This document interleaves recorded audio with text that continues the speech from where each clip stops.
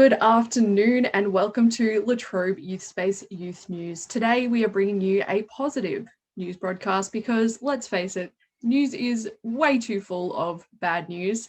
We hear it all the time. So I have gathered up some really nice news stories that will hopefully make you feel a little bit better during this crazy time. First of all, we have some birthdays which have come up recently at La Trobe Youth Space.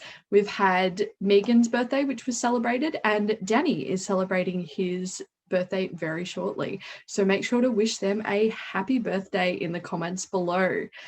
And the next piece of news that I have for you is that the cinemas have recently reopened just 10 days ago. So if you're in the mood to go and watch a movie, obviously COVID safe and masks and all that jazz, but if you're interested in watching a movie, you can go and book in now. I'm very excited to get back to the cinema. I'm not sure what's out at the moment, but I'm sure there will be something for everyone. In other news, there's some great news which has recently, just today, been announced about native wildlife survival after fires. Some camera monitoring of Far East Gippsland's forest after the fires has resulted in some great news about wildlife survival. Southern Arc Operations Manager Andy Murray said, "We've had cameras out in the bush at 249 sites since April to check on the wildlife and their survival after the fires.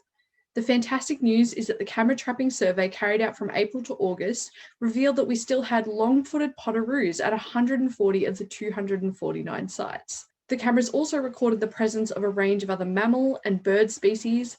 Mountain and common brushtail possums were surprisingly common, detected at 82% of sites post-fire.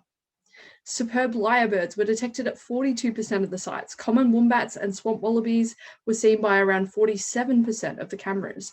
Long-nosed bandicoots, bush rats, I don't know how to say this one, Antechinus, and ringtail possums also popped up from time to time." That is fantastic news. That was quite a scary time for a lot of people, and there was a lot of devastation of wildlife. So it's good to see that they are still getting on. There's been a happy ending for a wallaby that was scared and lost in Sale. The frightened swamp wallaby's dramatic attempt to flee from its flooded environment was captured on digital media when she ended up in Sale, hopping madly around residential streets for several days while trying to make her way back to the bush. Despite numerous attempts to rescue the marsupial, she kept disappearing, but at long last she has been rescued and released back into her bushland home, and that is just brilliant. And many Year 12s are still undergoing exams, which kicked off a couple of weeks ago now, with some of the theatre and musical performance kicking off even earlier than that. Best of luck to all of you who are sitting those exams or in your exam period. I'm sure that you will smash it. And even if you don't, you have a bright future ahead. There are pathways, there are options.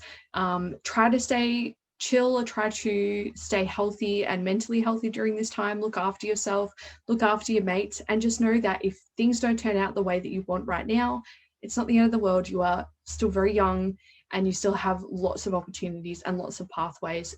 Everyone said this to me when I was younger and I never really believed them, but it's true. You have many opportunities ahead of you. So try not to, it's understandable to still feel disappointed and still be stressed out, but try not to let those thoughts of like, I'm never going to, those nevers, and try not to let them get in the way of you being your most amazing and most authentic self. There is lots out there for you ahead still.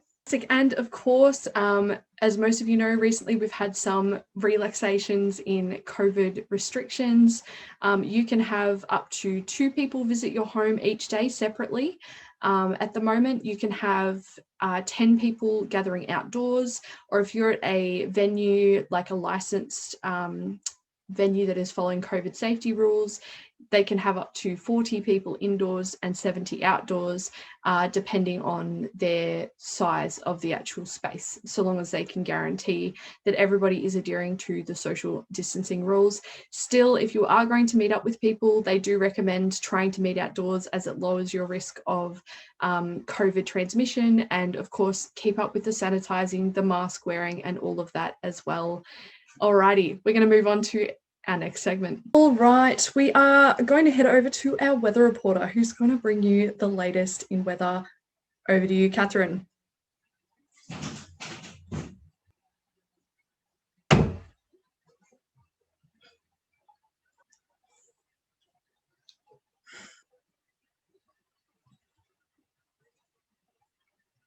G'day. Alrighty, well, I'm going to be bringing you the weather report. It's a bit hard to hear with the wind. It's a beautiful day, beautiful, absolute scorcher today, 26 degrees. Can you believe it? Been waiting all year for this. Tomorrow, 26 degrees as well, nice and sunny. Sunday, 29 degrees, and unfortunately, it's going to have a bit of rain. It's going to be a bit of a soaker on Sunday. Monday, 20 degrees. There's going to be some crazy storms. So, hold on to your hat, hold on to your hair.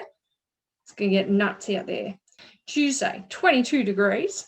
Wednesday, absolute bloody scorcher. Now, I can't emphasize this enough. It's going to be 29 degrees. Can you believe it?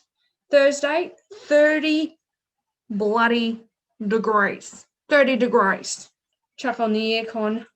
Get my Zupa Dupas out. Alrighty. We'll get back to it. See ya.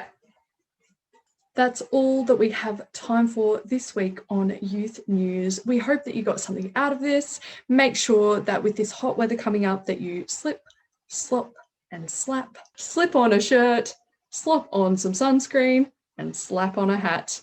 And we don't want you burnt, and we don't want people dying of skin cancer. So please do those things, as it's going to be very hot. The UV is going to be very high. Look after yourselves and stay well.